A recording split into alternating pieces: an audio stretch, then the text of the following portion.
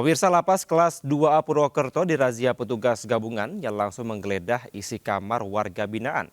Sejumlah barang yang disinyalir dapat menimbulkan gangguan keamanan berhasil ditemukan, seperti gunting, korek api, sendok, paku, dan juga batu.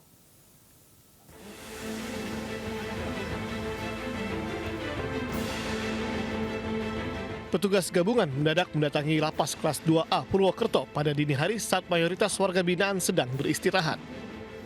Petugas langsung memeriksa semua kamar yang dihuni warga binaan, termasuk barang pribadi. Petugas menemukan sejumlah barang yang disinyalir dapat menimbulkan gangguan keamanan di dalam lapas. Barang-barang seperti gunting, sendok, puluhan korek api, batu, paku, dan sejumlah kartu permainan lalu disita. Sasaran utama razia ini adalah peredaran narkoba dan ponsel di dalam lapas, namun petugas tidak menemukan. Dalam rangka mendeteksi dini gangguan keamanan dan ketertiban yang ada di lapas kelas 2A Purwokerto. Malam ini kita mendapatkan beberapa alat yang disinyalir akan digunakan untuk menjadikan senjata tajam oleh para warga binaan. Meski tak menemukan barang terlarang, namun razia akan gencar dilakukan. Sanksi tegas akan diberikan kepada warga binaan yang kedapatan memiliki narkoba ataupun membawa ponsel. Begitu pula dengan petugas lapas, jika terbukti terlibat, maka akan dipecat dan diproses hukum. Dari Banyumas, Jawa Tengah, Saladin Ayubi, iNews melaporkan. Pasangan kekasih yang terlibat jaringan internasional membawa 30 kg narkotika jenis sabu ditangkap polisi. Sejoli tersebut sempat berusaha kabur namun mobilnya tersangkut di perbatasan jalan.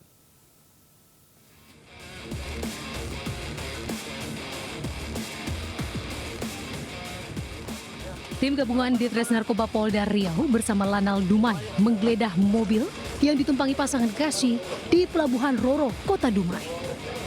Petugas menemukan bungkusan plastik kemasan teh berisi sabu di balik pintu dan lantai mobil. 30 kg sabu asal Malaysia itu sengaja disembunyikan sejoli di dalam mobil yang sudah dimodifikasi. Rencananya, sabu akan dibawa ke Palembang. Namun, perjalanan pelaku dihentikan petugas. Pasangan kekasih sempat berusaha kabur namun mobilnya tersangkut di perbatasan jalan pelabuhan. Sejoli, DE, dan LH berikut barang bukti dibawa ke Polda Riau untuk pemeriksaan lebih lanjut. Dari hasil pemeriksaan, keduanya mengakui menjadi kurir narkoba dengan upah sebesar 5 juta rupiah per kilogram. Mereka telah menerima uang muka sebesar 15 juta rupiah. Kemudian kedua pelaku ini sempat menginap di Pulau Barat, menunggu barang datang dari negeri seberang. Pasangan kekasih ini dijerat Undang-Undang Narkotika dengan ancaman hukuman mati atau penjara seumur hidup. Dari Pekanbaru Riau, Indra Yoserizal melaporkan. Pemirsa, lelah merawat istri yang menderita stroke, seorang suami tega membunuhnya di Denpasar, Bali. Sementara itu seorang pria membunuh pria yang diduga selingkuhan dari istrinya.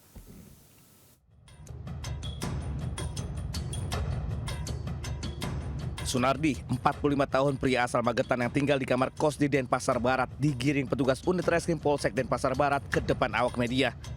Pria penjual lalapan ini nekat menghabisi nyawa istrinya dengan cara membekap menggunakan bantal.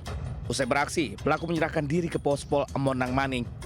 Pelaku mengaku nekat menghabisi nyawa istrinya karena lelah merawat sang istri setelah hampir 2 tahun menderita stroke.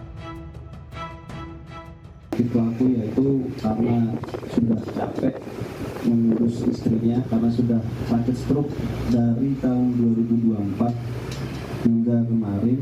Kemudian si pelaku membunuhnya dengan cara membekap dengan. Akibat perbuatannya pelaku terancam pasal pembunuhan dengan ancaman 15 tahun penjara. Dari Denpasar, Bali, Indira Ari, iNews melaporkan.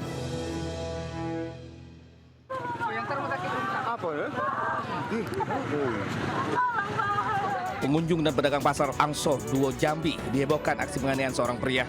Korban Tuhono bersimbah darah dipeluk seorang wanita yang berteriak histeris. Pengunjung dan pedagang pasar membantu membawa korban ke rumah sakit terdekat namun nyawanya tidak bisa tertolong. Dari hasil pemeriksaan terungkap korban dibunuh seorang pria karena cemburu dan sakit hati. Pelaku menuding korban selingkuh dengan istrinya. Usai menganiaya korban, pelaku menyerahkan diri ke polisi. Ditemukannya udah ditangkap ya. Motifnya apa, Pak? Untuk sementara motifnya nanti saya cek kembali. Antara korban dan pelaku saling kenal atau gimana? Saling kenal ya. Saling kenal. Sama-sama pedagang. Jadi pelaku sudah dibawa oleh. Kini pelaku masih diperiksa di Mapolsek Telanai-Pura, Kota Jambi, dan terancam hukuman di atas 5 tahun penjara. Dari Kota Jambi, Adrianus Susandra News melaporkan. Pemirsa, puluhan warga di Kabupaten Tuban, Jawa Timur menjadi korban kasus arisan bodong dengan kerugian mencapai 2 miliar rupiah. Sementara itu dalam satu malam, komplotan pencuri beraksi mencuri 2 mobil pickup di Mojokerto, salah satunya berisi uang puluhan juta rupiah.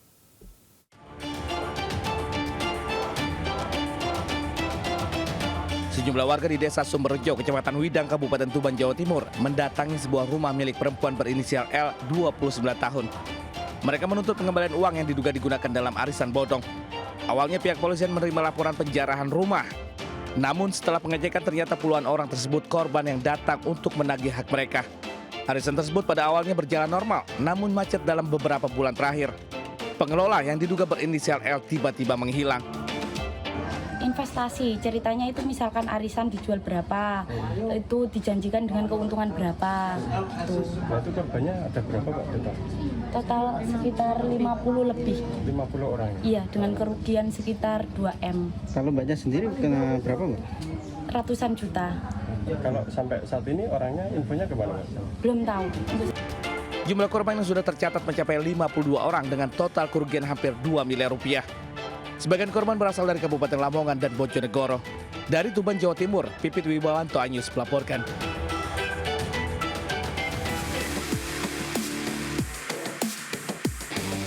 Kamera pengawas merekam 2 aksi pencurian di wilayah berbeda di Mojokerto, Jawa Timur.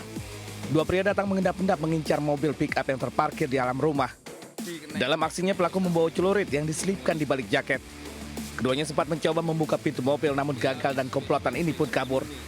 Berselang 2 jam aksi serupa juga terjadi di lokasi lain. 3 pelaku mendorong mobil hingga ke jalan sebelum salah satunya naik ke kemudi. 3 motor lain sudah siaga sebagai kendaraan pelarian. Komplotan ini kabur ke arah Kecamatan Trawas. Dalam aksinya para pelaku merusak gembok rumah dan merusak kunci mobil. Ironisnya, di dalam mobil berisi surat-surat kendaraan lengkap dan uang puluhan juta hasil panen sayur.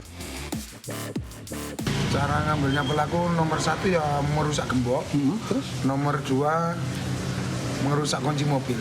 Itu yang diambil mobil apa, Pak? Jenis 300 pickup. Itu biasanya buat apa, Pak, kendaraannya? Sembako. Buat sembako. Itu waktu kejadian mobilnya berada di mana sih, Pak? Di depan rumah. Berbekas rekaman, korban melaporkan kasus ke polisi dan berharap pelaku tertangkap. Dari Kabupaten Mojokerto, Jawa Timur, Solahuddin Anyus melaporkan.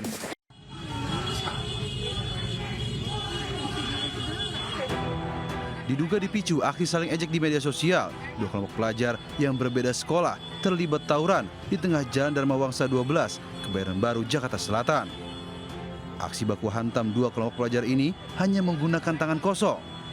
Diduga tawuran terjadi setelah kedua kelompok janjian di media sosial untuk bertemu di lokasi tawuran. Akibat aksi tawuran, arus lalu lintas kendaraan dan aktivitas warga sempat terganggu. Warga berharap pihak sekolah dan polisi menindak tegas pelajar yang terlibat tawuran karena sudah sangat meresahkan. Dari Jakarta, Helmi Sajangbati melaporkan.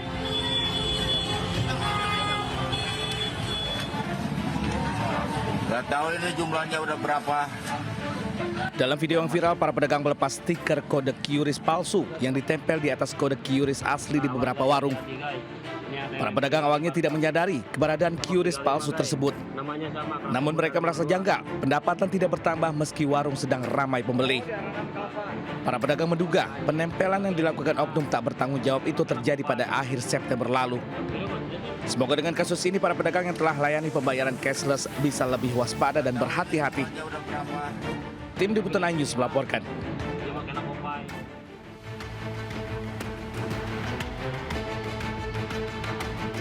Sebuah bus terbakar di ruas tol Wiyoto Wiono di kawasan Kelapa Gading, Jakarta Utara. Diduga bus terbakar akibat mengalami korsleting listrik pada bagian mesin hingga menimbulkan percikan api dan membakar seluruh bagian bus. Sopir bus sempat mencoba memadamkan api dengan apar, namun api dengan cepat membesar ke seluruh bagian badan bus.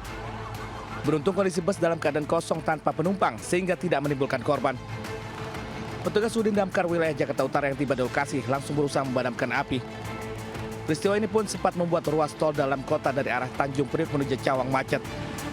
Dari Jakarta, Rizky Faluvi, News melaporkan.